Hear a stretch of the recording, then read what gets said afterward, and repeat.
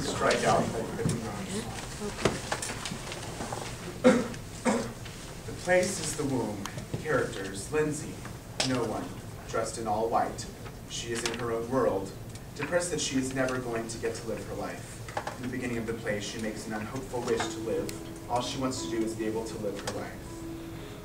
Damien, a lawyer, dressed in full black Armani suit with a red tie and black button-down. Also, he has a briefcase in hand filled with files. Damien is the firstborn and has a terrible attitude. He is the only one that matters in his mind. Conceited, devious, and like his name, a little devil. Aaron, a drama teacher in high school, dressed in beige slacks and a light-colored button-down. He is very kind, courteous, and close to his emotions. More or less, whatever Damien is, he is the opposite, although he knows he could be very much like him at any given moment. We hear Moonlight Sonata play as the lights go up. It is a living room setting. There is a couch center stage where Aaron is sitting down reading the play Summer Tree by Ron Cowan. Stage right, there is an armchair where Damien is sitting, cigar in his hand, with his black briefcase open on his lap. Damien is looking over court cases. Behind the couch, stage left, there is a little circular coffee table where Lindsay is sitting at holding a dandelion. She looks at it for a moment and then blows it and watches spindles float away. It should be mentioned that all three of the characters are connected to each other with a rope that leads to outside a door that has an exit sign. As the music fades, Damien tries to get Aaron's attention. Aaron. Psst, Aaron. Shut up. Aaron resumes to read the play, as Damien is now very annoyed that Aaron will not answer him. The sun dies. Really? Damien gives a little chuckle since he has succeeded in annoying me. I'm already been born, I can't stand you. Do you really think that it's been a picnic watching you have more mood swings than a menopausal woman in the past 8 months? Oh, please, you triggered all of them. And it was so damn easy. Well, aren't you just a little devil? Rather be a devil than a wimp like you. Hey, actors are not wimps, asshole. Oh, okay. So is that why in about 30 years you will have to come crawling back to Big Brother to help you out with another divorce or sex scandal? All you lawyers are the same. The same goes for you actors. Well, I wouldn't call yourself an actor. You're more like a failed one who never made it out, so you just fell back to teaching it to high school kids who really don't give a damn. Shut up. No, that's true. Shut up. How does it feel, Aaron, huh? Shut up! How does it feel to know that you're going to fail in life before you even started? I mean, I told you to shut it. Am I striking a nerve? I can change that future. Sure you can. And I'm God. Can we please just drop it? Failed?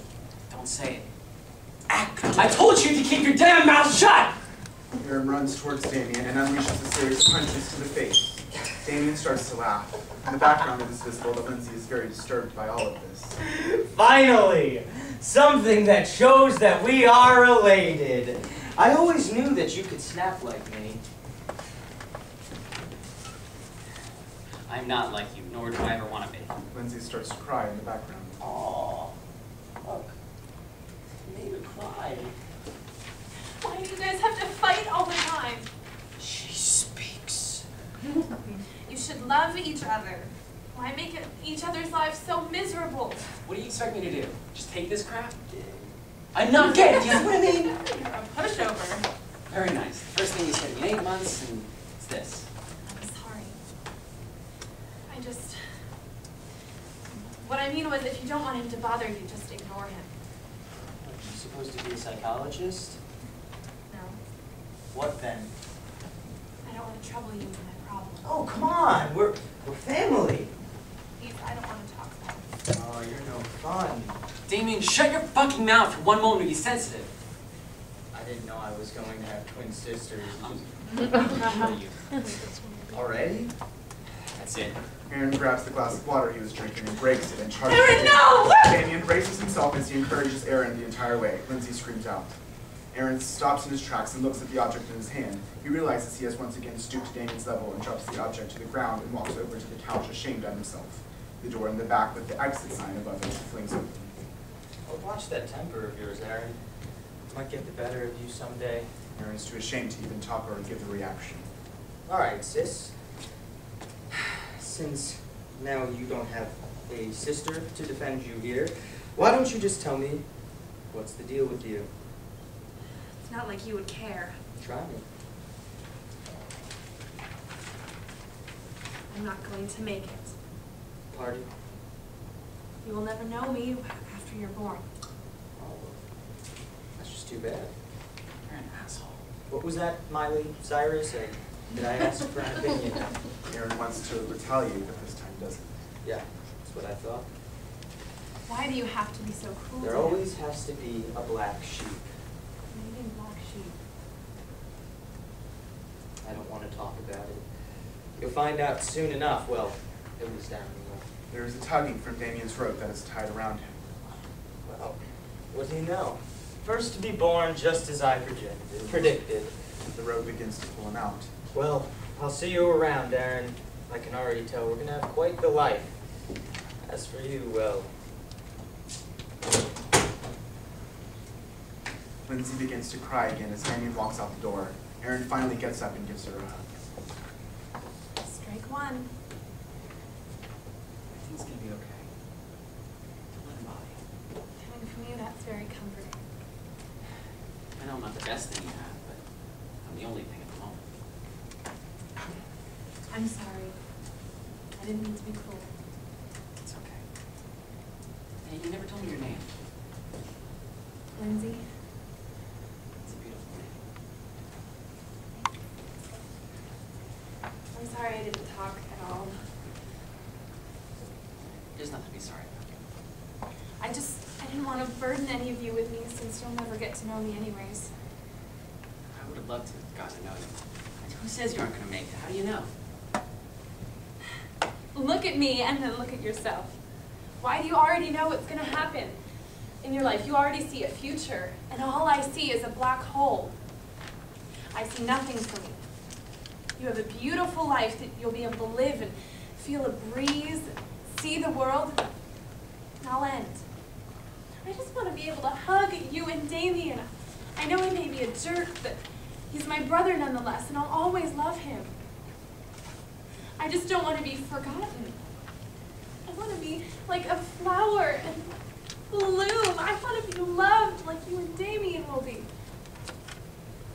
Life is gonna be difficult, but are you sure that with or without you, beside me on the other side, you'll always be a part of it? Maybe your problem is not that your fate has been decided, but that you don't have any hope of living a life. Aaron's rope begins to tug. As that happens, he looks up at Lindsay, who begins to cry. Don't cry. It's gonna be okay. I'll never forget you, I promise. I have doubts. I want to be able to have a life with my brothers and families. I don't want to die. You'll never know who I am. Yes, I will. Aaron holds Lindsay's hand as she begins to cry. The rope starts to tug Aaron away. I love you, little sis. I love you too, Aaron. I hope I'll get to see you again. That'll be nice. Aaron finally exits the room and Lindsay is left there. Strike two. Lindsay notices the door closing on her. She runs towards it in a panic. I don't want to die! I want to live my life! This isn't fair! The lights start to fade to black. As they do, we hear the sound of the heart monitor beeping. Strike three. She says strike three, the lights are completely out, and the heart monitor beeps for a few more seconds, and then it is a dead tone. We hear commotion on the outside. It sounds like a mother and father panicking, and doctors trying to recover the child. We hear doctor yelling, "Clear!" and immediately after, there are 3 bursts of light and darkness again. After a bit, we hear a heartbeat again, as the heart beating continues. The lights fade up on Lindsay. She wakes up and looks at herself and sees the door opening slowly. Shortly after, she feels a tugging on the rope around her. The rope pulls her toward the exit door. She exits the room, finally, with a smile and tears running down her face. The door closes behind her as the lights fade to black.